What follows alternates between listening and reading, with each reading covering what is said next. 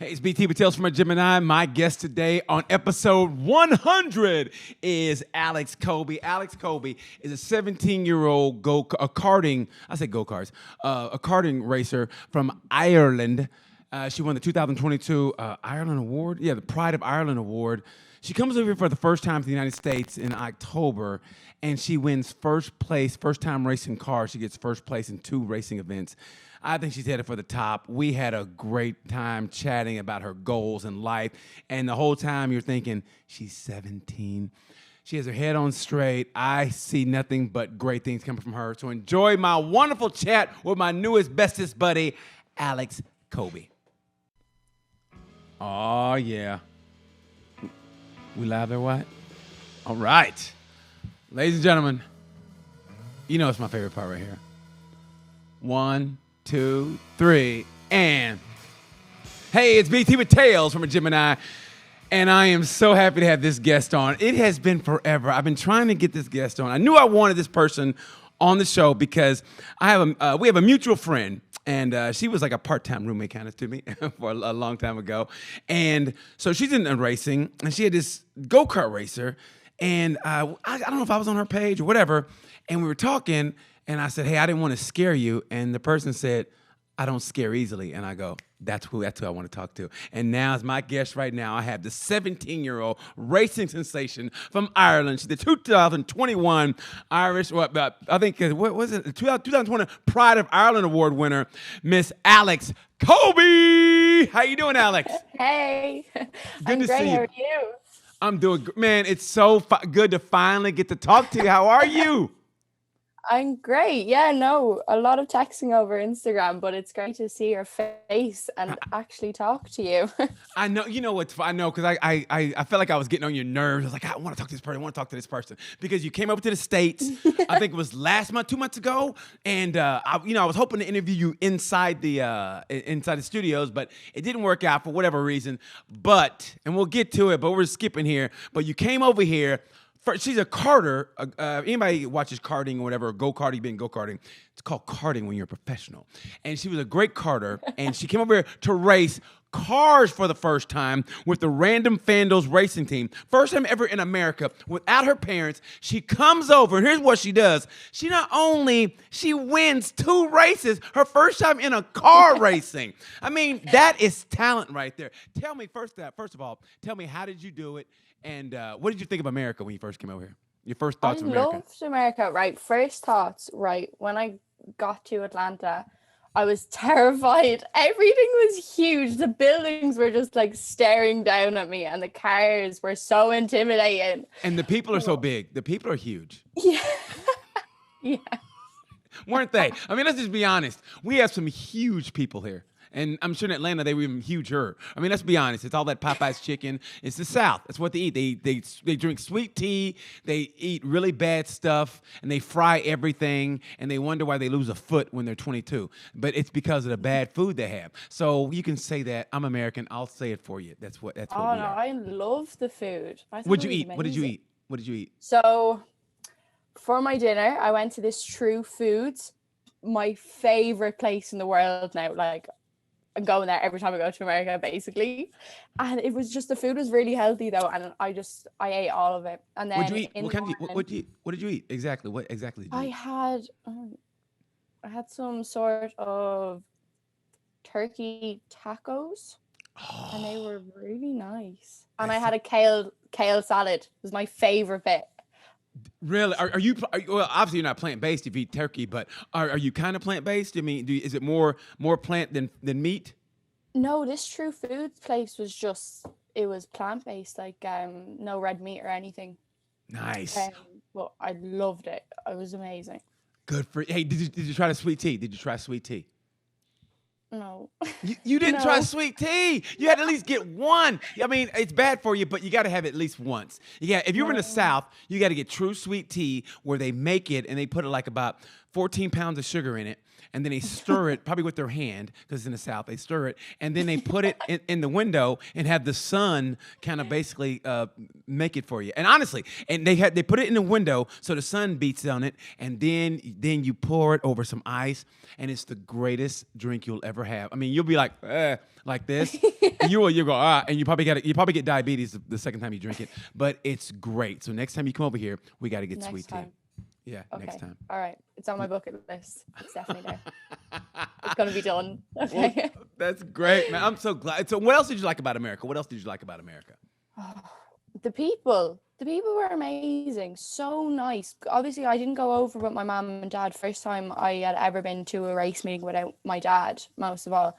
And the team that I was with, I didn't really see, when I was first there, I didn't see much outside of the racing track.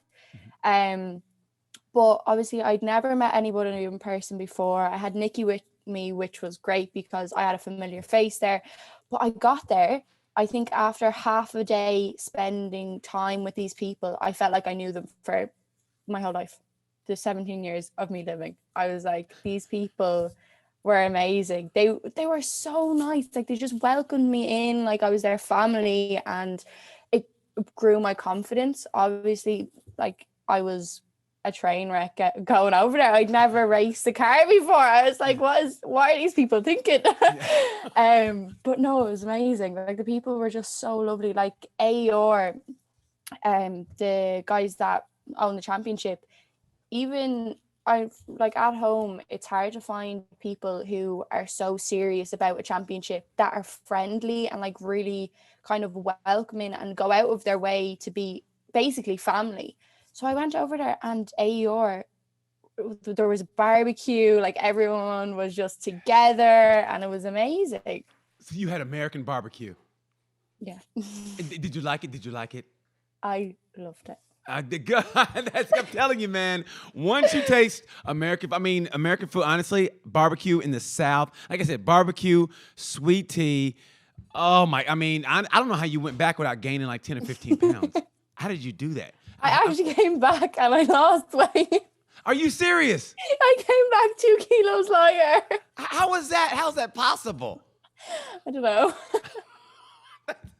One of the few. All the sun. I was sweating from the sun. It all Really? just drenched out of me. Well, yeah, you were in the South, so yeah, I understand. It's out of humidity. But good for you. I'm so happy that you had a good experience getting over. I mean, honestly, that's great that you had a good experience. But like I said, I had no doubt that the people would have been nice to you, because I mean, it's just, honestly, it's kind of what we do, especially somebody coming over from across the pond, as we like to call it. You come over here, and they are welcoming. And the great thing about the racing community is that's just right what they're like, man. They want to make you feel good and make you feel welcome. So I'm glad they did that to you. I'm glad they did that for you. And for people watching who aren't familiar with it, we're gonna go back, because you started out, it wasn't like you found the racing game. The racing game founded you, because you came up into a racing family, basically. You almost had no choice. Am I not lying? Yeah. Everyone was like, I was born, and everyone's like, right, she's a racing driver. It's happening right now. Yeah.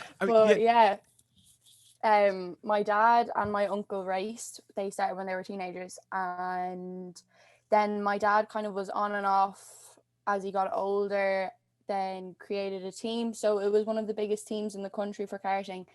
But then he got back into racing. And my uncle and my dad won everything. Like, they won absolutely everything. So nowadays I'm like, God, I have a lot to live up to.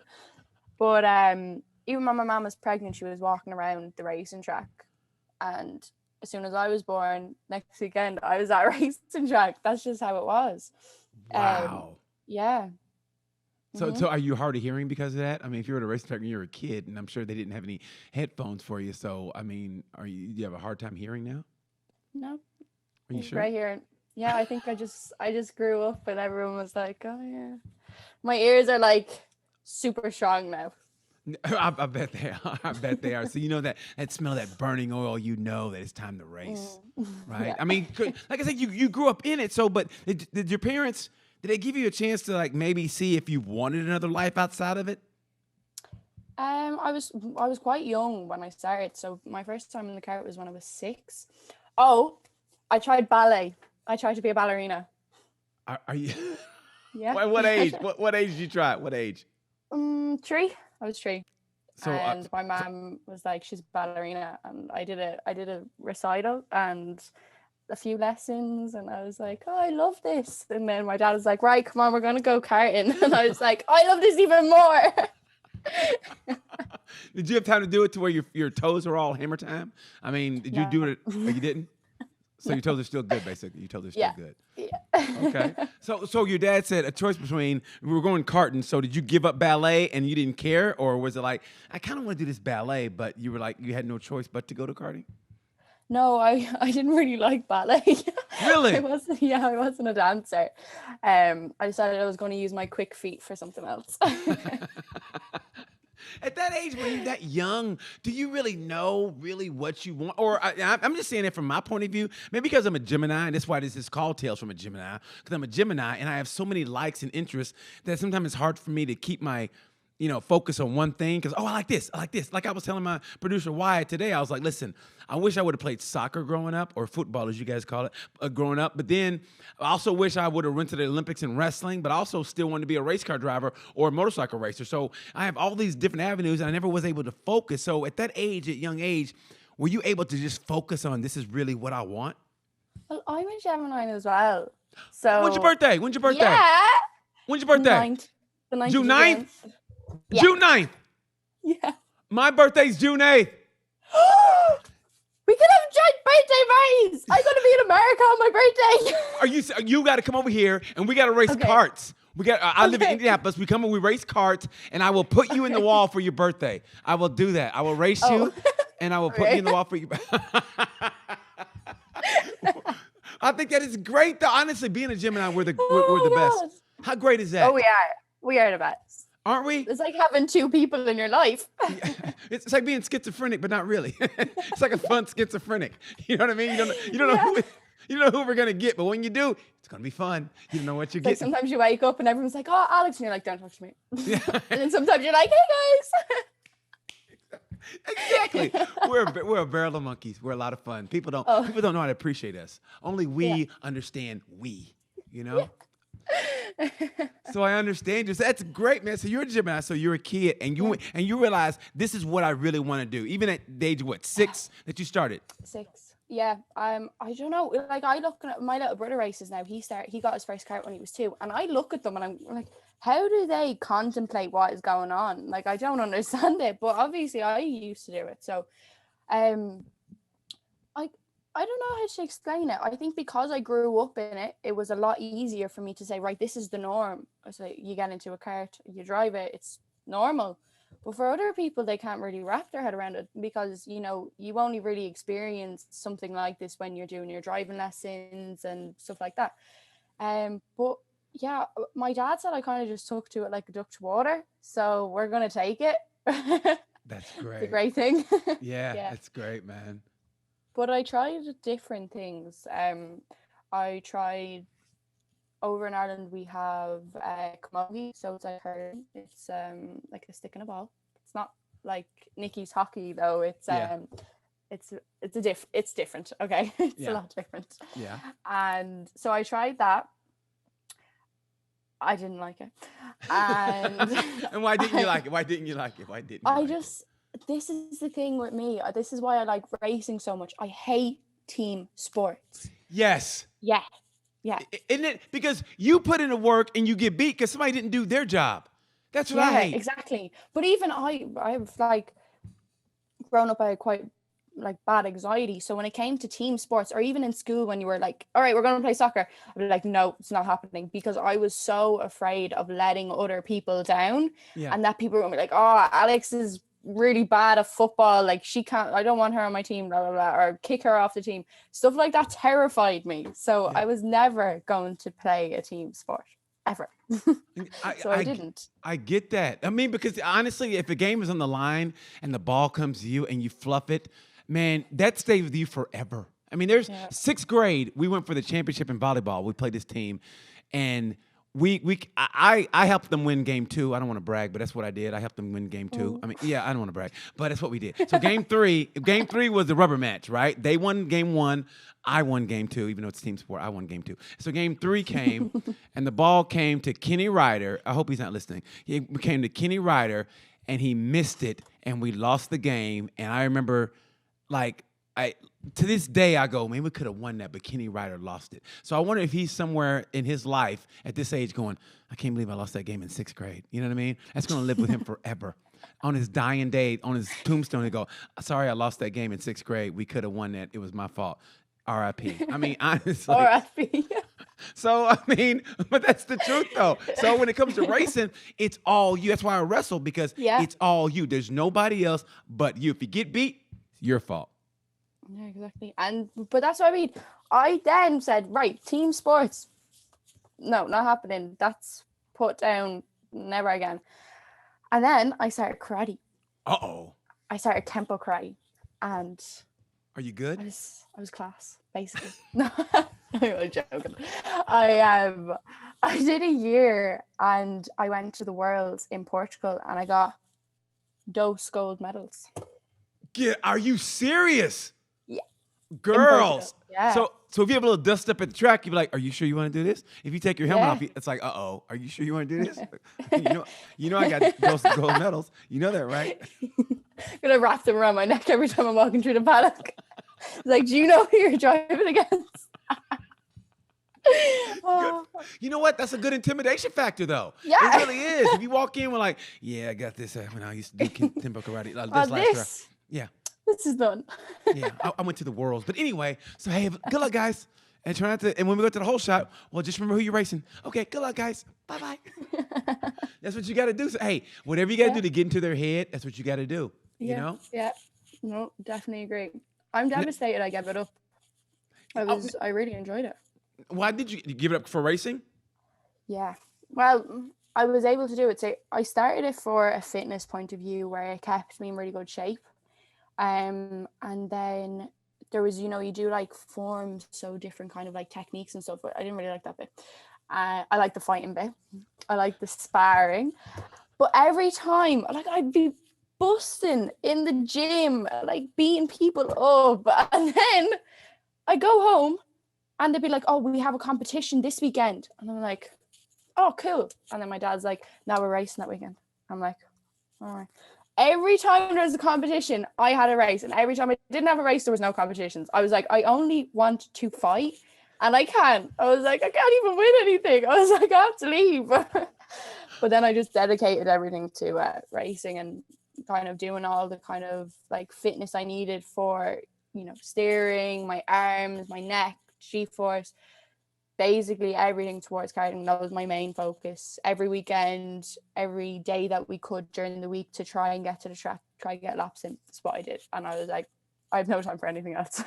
But that's great though. I mean, because the one thing about martial arts is that the discipline it takes to, it's just that self-confidence and the discipline it takes, it's got to help you in racing, because just the little stuff I have done, and also with yoga and that meditation, kind of meditative state that you're in, it helps you. I don't know about you, but it helps me. Like if the car gets a little sideways, that you don't really, it reverts back to your breathing. It's like, you've gone in hot before into a corner or something, and you go, it's all about the breathing, kind of, okay. You know what I mean? And do you think did it help you also in karting? Yeah.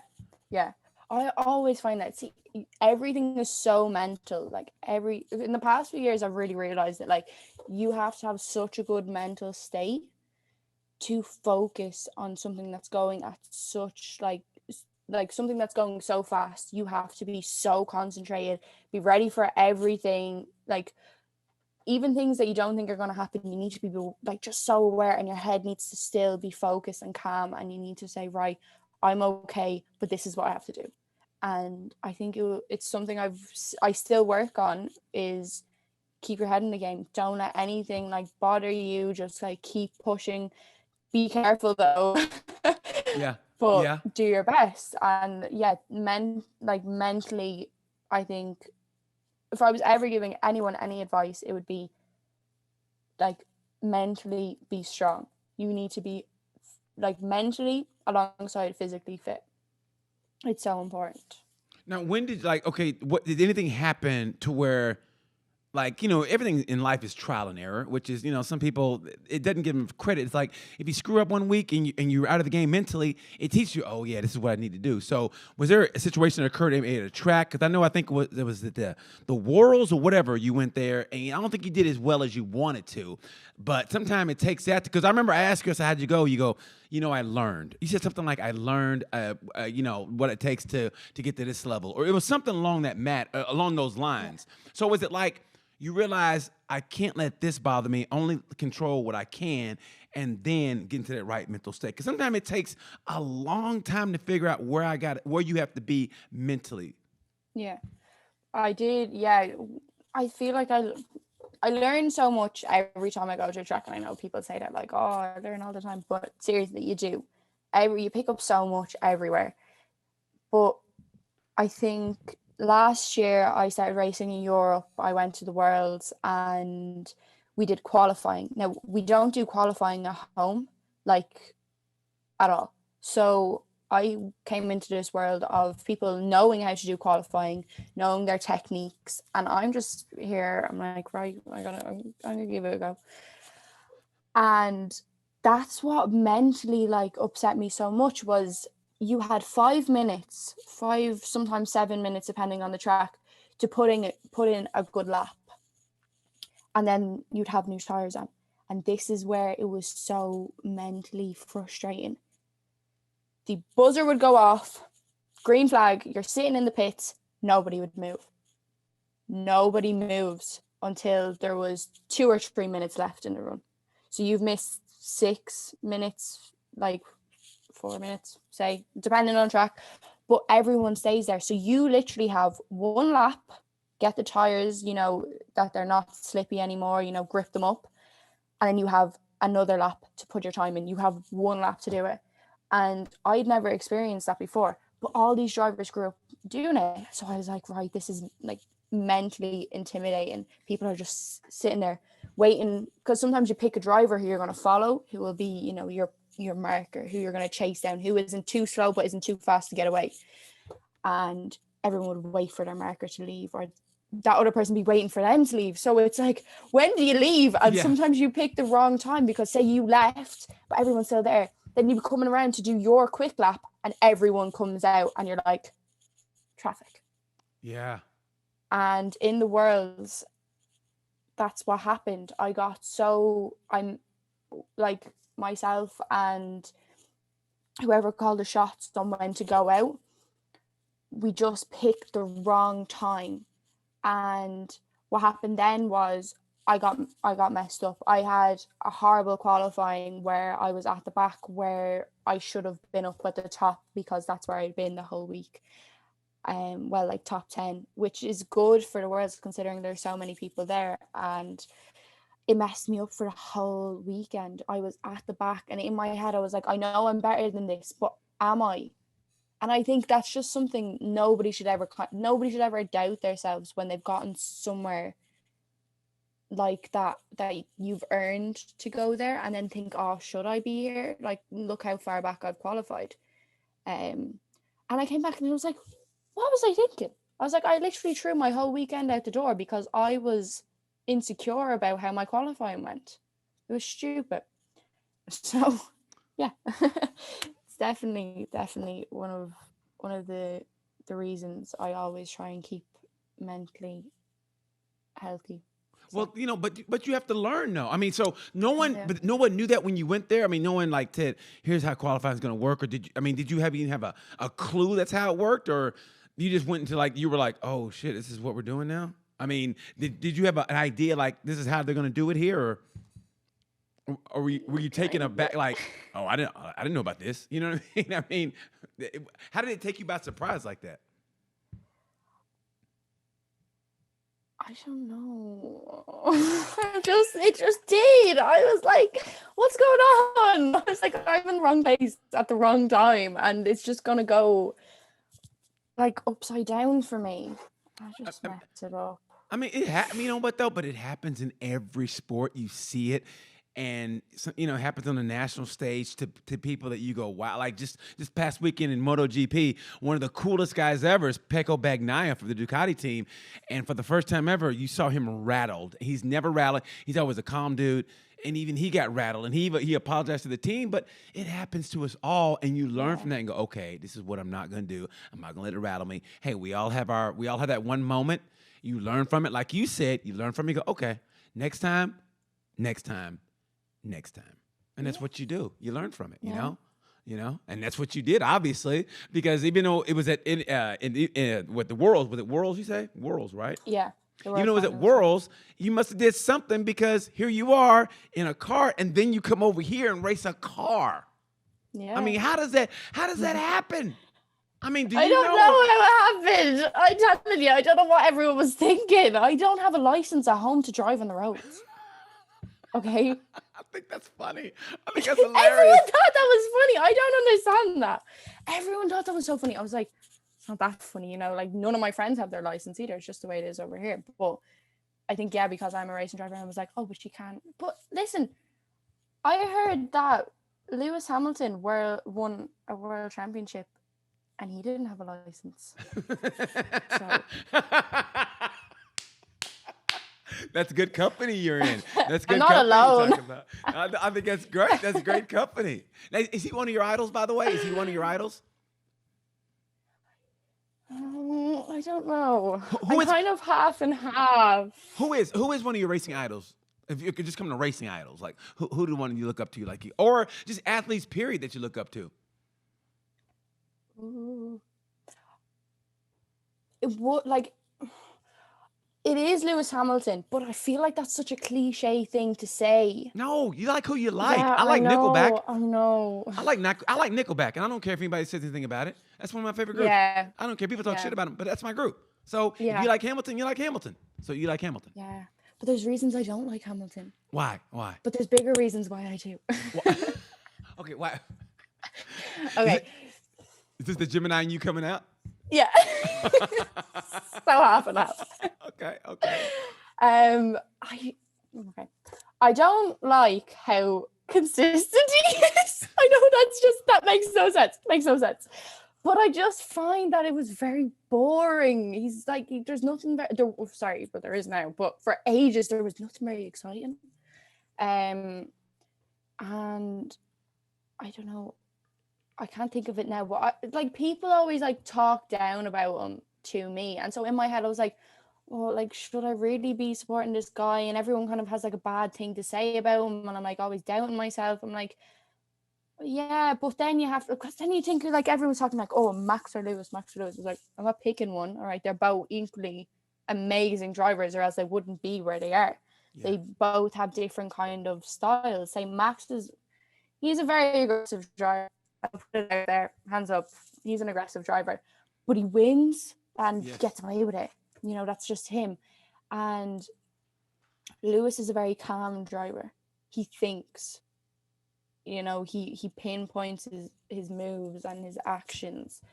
And I think that's what I admire about him, is he's so cool-headed. He knows what he wants. And he came, this is one of the things I admire most, is he came from nothing, absolutely nothing, and this is where he is now.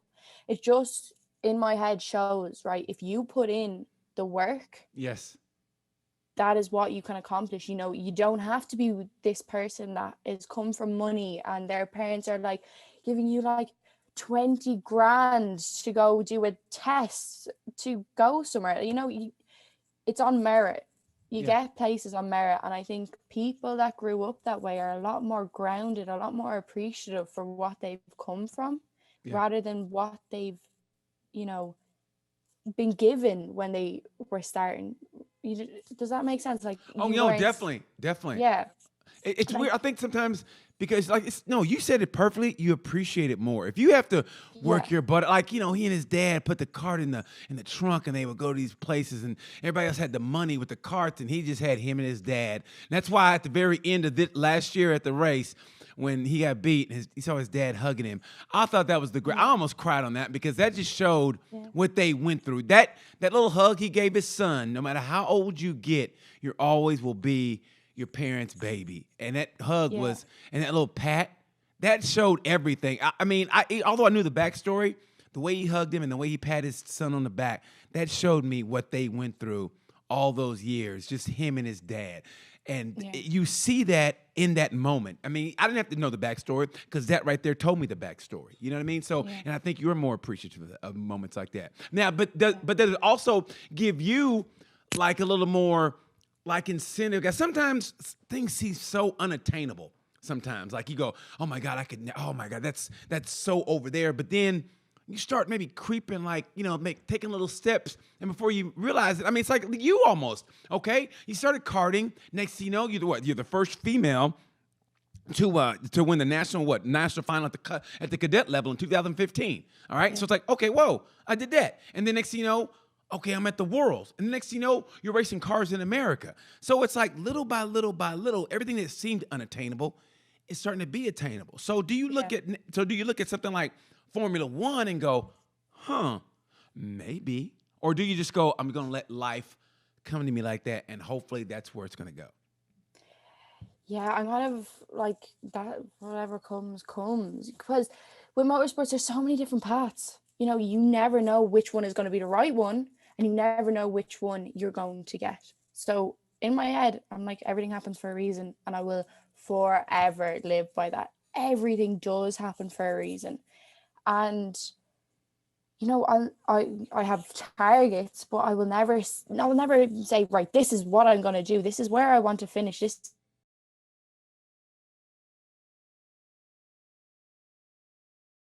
Okay, what was the question again I asked you before you got on that great tangent? We were talking about Lewis Hamilton. You were talking about Lewis Hamilton, and you said we were talking about how you appreciate things more, and Oh, then yes, and what was it? What was it? hold on, I was on a whole tangent as well. I was rolling. You Right. were, you were. This is coming to me. Oh, everything happens for a reason. Yes, and you firmly believe that. Yes, I will always live by it. Especially about car racing. Did I ever think I was going to race a GT car? Never in my life. Ever. Ever.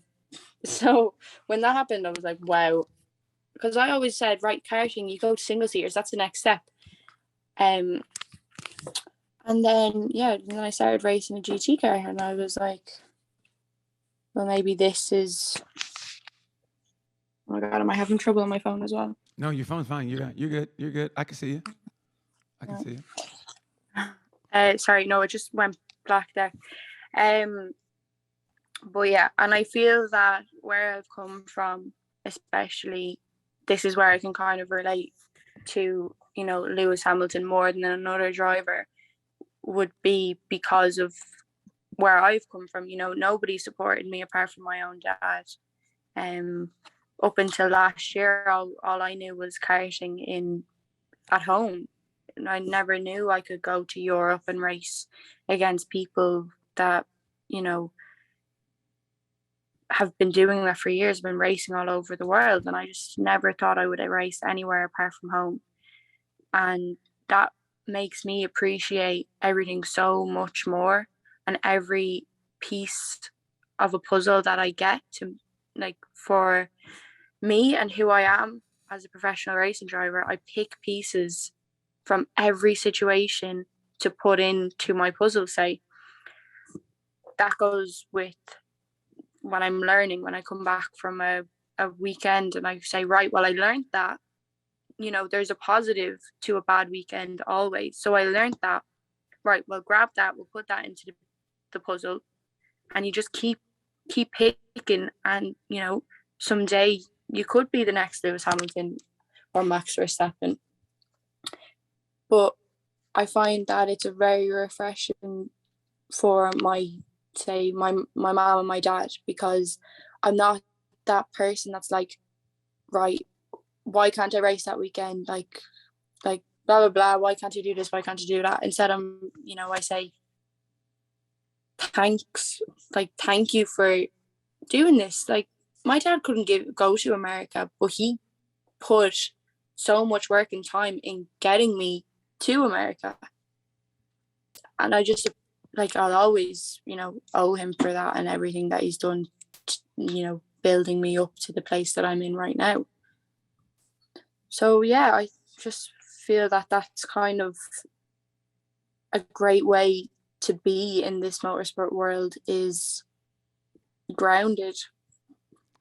Well, I think that, and that's why I honestly think when you say that, and people like that come from that kind of background, it's just something about them that just makes them achieve that goal, because it means so much more to them, as opposed to somebody who's got that ride, or they've got that money and they can afford to, like, they just know they're going racing, as opposed, and like you said, you just say, hey, thanks, because it's not a given, like like you said, your dad couldn't come over, but he made sure you got over, and I think it's just something there.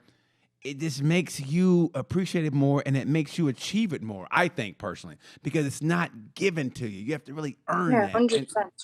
So, yeah, I think that's great for you, and I think it's and something else I saw from you, which I thought was so great, and it was the way you defined your goals. You say my long-term goal and my medium goal and my short goal. Like your short, and I thought that was great, because because it's great. People have that long-term goal. Like I said, maybe I don't know what your goals are. Maybe it's maybe it's Formula One. But then you have your short-term goal, which may be like, hey, I want to win the race this weekend. And then that medium goal, where it's whatever. Maybe in 2 weeks I want to be here. So how did you learn that mental game of goal setting? What I was talking about with paths, like you never know what path you're going to go. So, at the moment, there's always going to be to try and be the best driver that I can be. That's always going to be my goal at the end of the day. And my midterm goal would be to get to W Series, because I know that that's where I want to go. That is, I can see it. Yeah. And I can say, right, that's not impossible. That's what I want to do. But a long-term goal is something that you can't exactly plan out, pinpoint, because it's so far away, but it's the end point. Like I'm not going to go to W Series, and if I get to W Series, I'm not going to go there and be like, right, this is it. This is all I'm going to do. I'm going to have something after that that's going to open doors. And even what I'm doing right now with GT racing is opening doors to different things. And I think it's just great to break up what you want out of life so that you can focus on each little thing, and that will give you the opportunity to get to your long-term goal. That is beautiful. During that, no, I'm serious. During that little technical glitch that we had, that people won't know because we'll edit it so beautifully. But during that technical glitch, my producer, now he's 21. He comes in, he goes, "How old is this girl?" I said 17. He goes, "She has got some wisdom for 17." Where does that come from? Seriously, where does it come from? Because mentally, I think you're older than me mentally. I think we need to switch. We need to switch mentals, because I don't know how much. If you see my room, you go, "So how old is this kid?" If you saw my room where I live, you would say, "Is this kid like 19, 20?" You're like, "No, he's a grown man." And hearing you talk, it's like, wow. You're so far ahead of I feel like you're so far ahead of what your age is. Where does that come from? That mental maturity? I don't know. People have asked me that a lot. Growing up, I was very mature for my age. But I think it actually comes from motorsports, being in the motorsport world, because I find it with a lot of people I know are the exact same. They have the exact same, or they get the exact same comments. They're like, "You're very mature for your age." And I see it. I can see it now that I'm older. I think it's because, like we were talking about earlier, when I was younger, you have to comprehend so much that is going on. It's very serious, and it's a very serious thing for such a young kid. And you grow up around adults. You have a mechanic, he's an adult. you're not on a team with people the same age as you. Like at football, you are with a team that are a lot older than you, but are still helping. So you're always talking to them, hanging out with them, people around the track. Your family are always around, and just everyone at the track, you're always communicating with them. You are always listening to stories. And because when I was younger, I was like, I love this. This is what I want to do. I focused on it. I said, but this is what I want to do. And I listened, and I was listening to stories, just picking in all of the information. And when I go back to school, everyone would be like, oh, what you doing your weekend? I'd be like, oh, I went racing. Nobody would understand what that was. Nobody would understand it. They'd be like, yeah, I went to a party. I went to a football match. Yeah, my mom got a bouncy castle for my birthday, blah, blah, blah. And I was just that kid that was like, I'm going racing. I was like, I had my whole head was, we're going racing next weekend. We're getting in the camper. We're going racing on Friday. We'll be back on Sunday. Like, this is it. This is what I wanted to do. And like, there's no way of saying, right, that's why I'm very mature. That's why I, can give you this conversation of a 17-year-old, growing up to be a racing driver in the way that I am, having the confidence basically to sit here and say, well, I know what I'm talking about. I don't know anybody my age that doesn't come from racing that will say, right, I'm, going on a podcast, or I'm like, doing all these things, like all this media. A lot of people don't do that. And I think with people from motorsports, it's very, I don't know what the word is, but it would definitely be from motorsports. It's very maturing, I think. Well, honestly, looking back, since I have a couple years on you, I think looking back on it, a lot of that growing up, it's so overrated. You're where you need to be and where you want to be, and that's great because everything else, it's overrated. The parties, the doing all that stuff. Honestly, it's like, no offense, but where are those people going? And not talk bad about them. They may be your friends. That's not bad at all. Don't get me wrong. But it's like, what are they doing? One day they're going to be watching you on TV. They're going to be watching you win the Indy 500 or win, Monaco. They're going to watch. I went to school with her. Oh my God, I remember her telling me. That's what you want, and you're on the right path. Because it's the truth. Because when they get older, no, like I said, no offense, when they get older, they're going to be looking up at you, go, yeah, I went to school with her. And you're going to be going, okay, so next year I'm going to race for this team, and hopefully we can win the championship. You know what I mean? And it's going to be different goals, but you're going to be where you need to be because that's where you want to be. And everything in life goes where your focus goes. Where your focus goes, that's where you go. And it may not be where you want to at that time, but I'm a firm believer that sometimes you have to backdoor it. Let's just say you want to be in the W Series. Let's just say that, okay? Say you're going to say you go to another series. You go, well, I guess I won't be in the W Series. And from that, maybe you win whatever series it is, and they go, hey, you want to race for this team? And you come through the back door, and you go in the W Series. Or who knows? Maybe because of, Nikki or whatever, who knows? Maybe you get a ride like, hey, this team needs somebody in IndyCar series for this one race. You want to do it? Yeah, I'm doing nothing for the weekend. You come in and you do what you do what Alyx Coby do, and then you end up getting the top 5. And they go, hey, you want to race the rest of the year? Yeah, I guess I do. Next thing you know, you're winning a championship or you win a race. Next thing you know, they go, hey, you want to race for us? You go, yeah, I got nothing else to do. And you never know. But that's how life goes. And like you said, it all happens for a reason. And if you just keep your focus there, you will go where your focus goes. Yeah. Yeah. But that's the truth. That's what I mean. Like, there's so many different paths, so many different ways to get to things. And it's like, well, who says that my long-term goal has to be one thing? It could be different things. Because you're a Gemini, so it's going to be different things. I don't know what I want to do. You're a One side of me saying something, the other side saying something completely different. They're both arguing. Now you mentioned the W Series. Okay? Now, sometimes some people leave that big long-term goal because it seems so attainable. They keep it close to the vest. Like, what is that long-term goal that maybe even scares you, that makes you go, but you're going to put it out there and go, you know what? I kind of do want to do this. Oh, Because it was Steve Harvey. Steve Harvey said, think of one. well, Steve Harvey said you should have goals that are so that seem so far fetched that they scare you almost. That just even thinking of them scares you. So, what is the one goal you go? You're almost afraid to even set it because it's like, oh God, that seems so whatever. But you never know.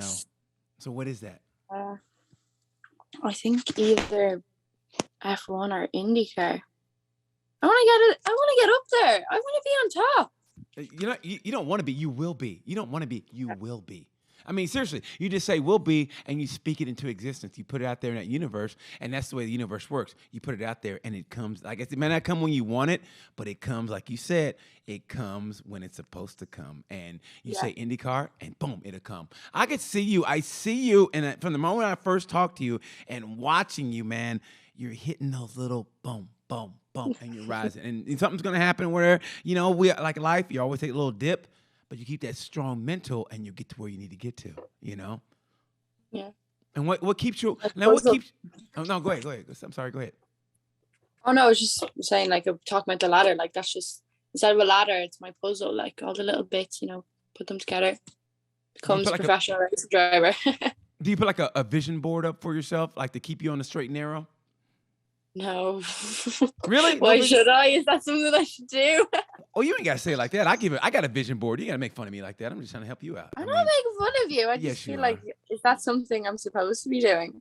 No, I mean, obviously, whatever's working for you is working for you, And before I wanted to leave it all, we have to get a shout out to our mutual friend, Nikki Daly, who is a silver medalist in the World Cup, and she also made the Olympics. And I know you train with her, and she's helped you out tremendously in racing. But let me tell you something. Training with Nikki, true story. We went to the gym together. So I'm on one treadmill, and she literally is on the treadmill next to me. Literally.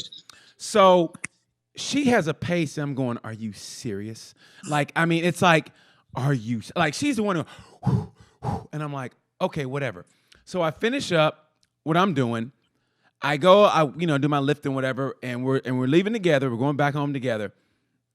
And I said, man, you were getting on the treadmill. She goes, huh? What are you talking about? And she goes, where were you at? And I go, I was right next to you. She goes, really?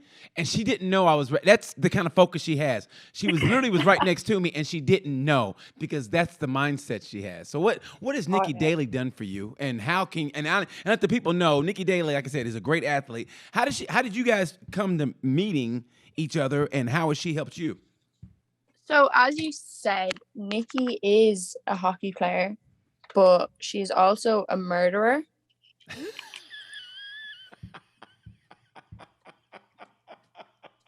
Yeah. And I hope she hears that.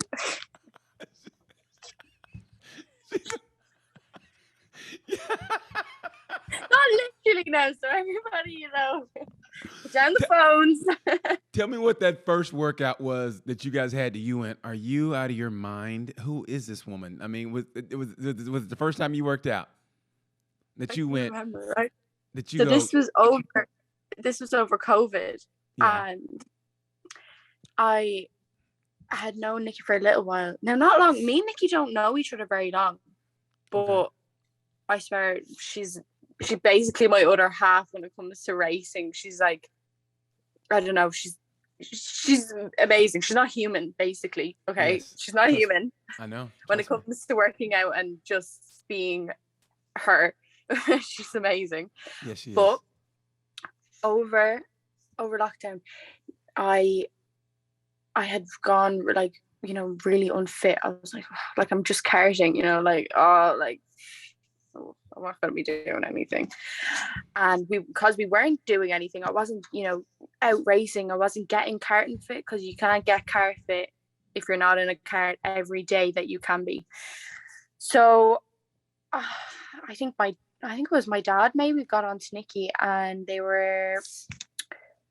I had been asked to join CJJ Motorsports, which was an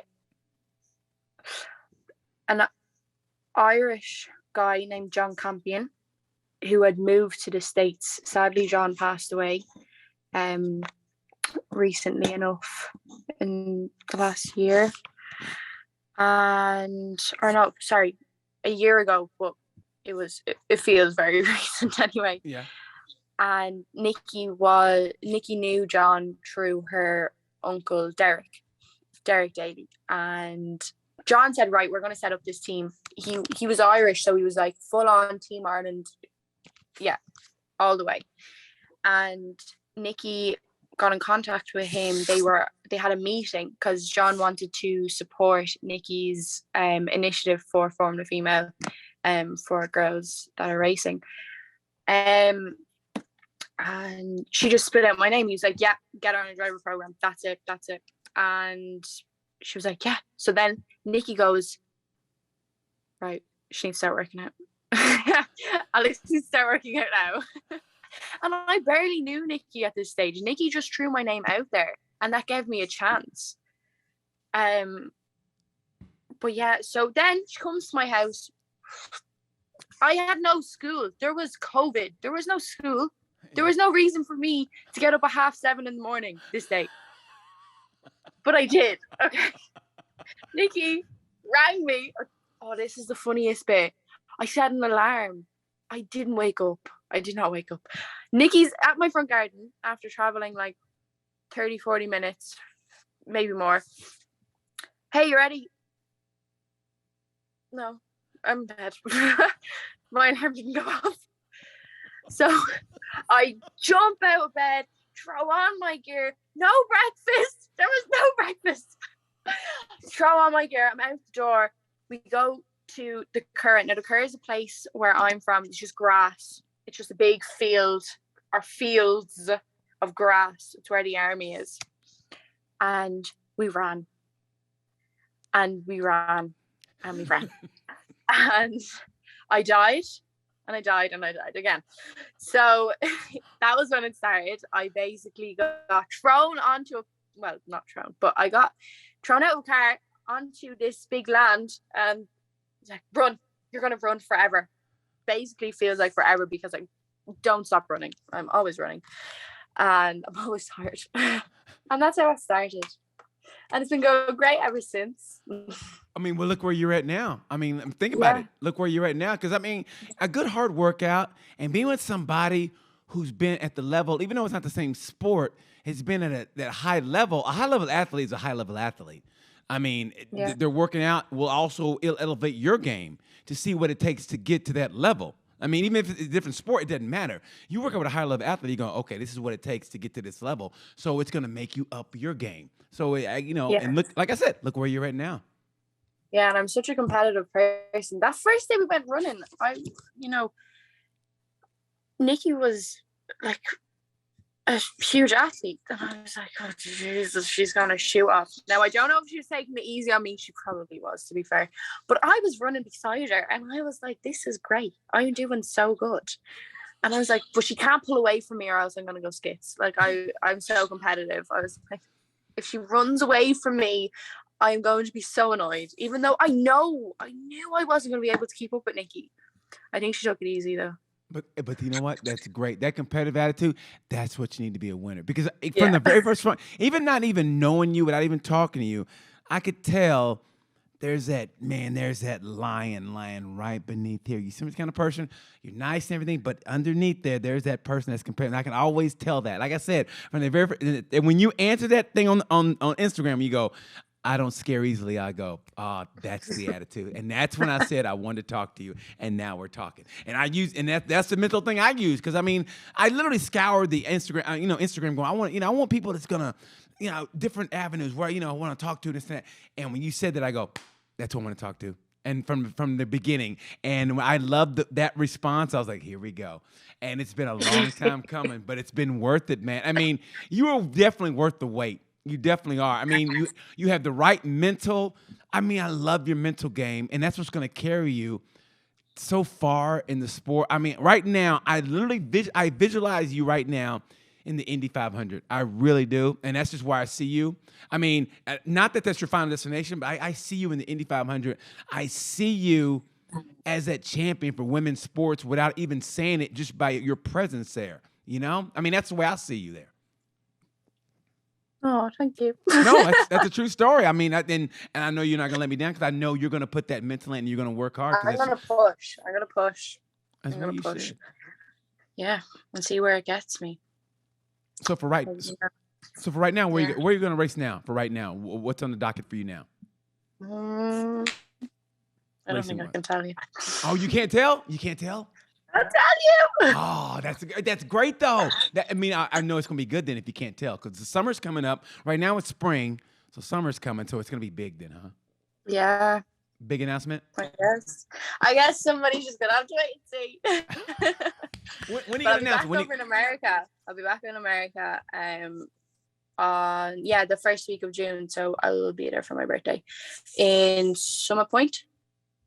Okay.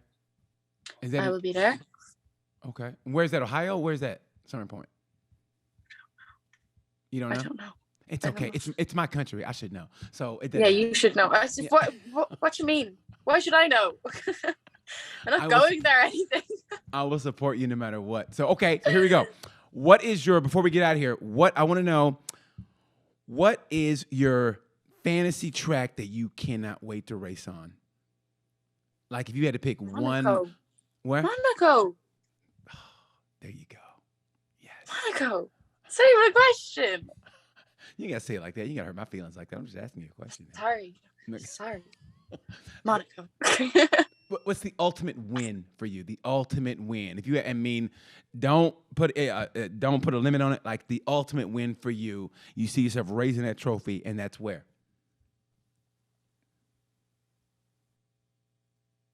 I know you want to say it because I saw it in your face. Yeah, you do know. Some really nice tracks. I don't know. I've never thought of that. Nobody has ever asked me that question. Really? Yeah, I've never thought of that before. I always think of that. Have that be what you write down before you go to bed at night, man. Because like I said, you'd be surprised. That's how life works. I think I've never won a championship in my life before. I'm very unlucky person. Don't say that. Don't say that. Never say that. Was. Yeah. Right. Don't say that. Yeah. Don't put it out there like that. You put nothing but positivity out there, and you're gonna achieve it. Yeah. You know. I think just to be able to know anywhere, driving anything, to be able to hold a trophy at the end of a season and know that I've won a championship. To know that I have put all of these little races together and I've come up on top. That's beautiful. Alyx, honestly, this was well worth the wait. You are wise beyond your years, and you are going to achieve greatness. Thank you so much for your time. I appreciate you. Thank you for having me. It was great. It was my pleasure. I love years off people. And next time you come to America, sweet tea. We're having some sweet tea together. Okay. All right. It's a date. Definitely sweet tea. Thank you. It's Alyx Coby. Look her up on Instagram. She's the pride of Ireland. Trust me, she's going to be doing big things, big time. Thank you, Alyx. Thank you guys for watching Tales from a Gemini. I'm BT. And like I said about this time, you know the word. Peace.